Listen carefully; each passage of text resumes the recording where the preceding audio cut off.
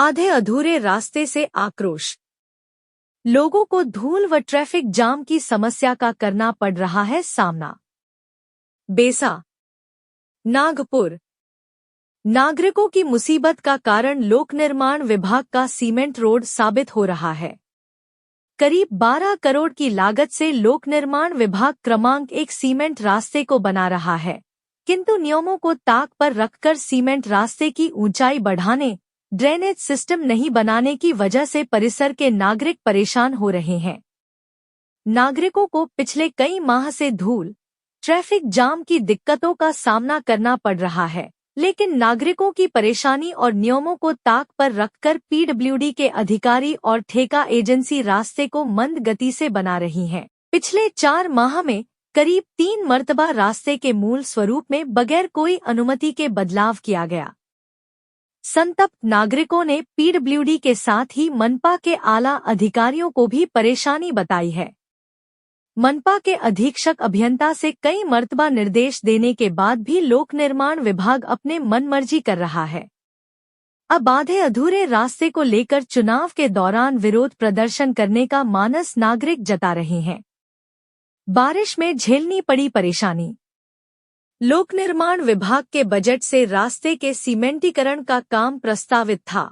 लोक निर्माण विभाग को निर्माण कार्य की जिम्मेदारी दी गई थी, किंतु लोक निर्माण विभाग की ओर से जेपीएसआर के इंफ्रा कंपनी को 29 दिसंबर 2023 को 11 करोड़ 92 लाख रुपए की लागत से निर्माण कार्य के लिए कायदिश दिया गया।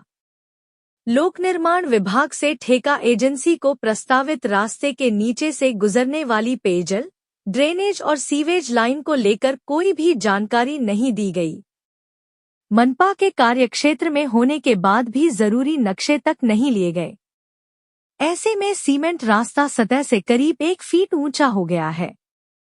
लोक निर्माण विभाग से अनुमान के आधार पर प्रस्तावित सीवेज और ड्रेनेज लाइन के लिए 5 स्थानों पर अधूरा छोड़ा गया। 20 जुलाई को ऊंची सतह और जल निकासी के लिए व्यवस्था नहीं होने से पूरा इलाका जलमग्न हो गया।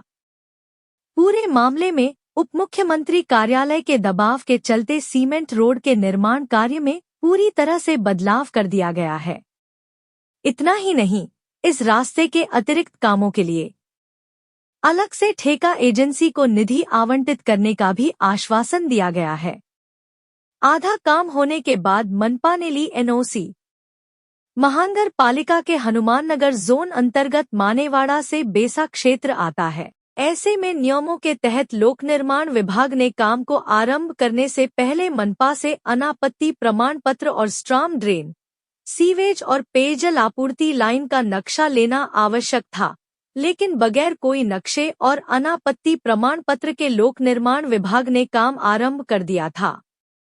ऐसे में 20 जुलाई को भारी बरसात से इलाके में जल जमाव होने से नागरिकों को खासी दिक्कत हुई थी।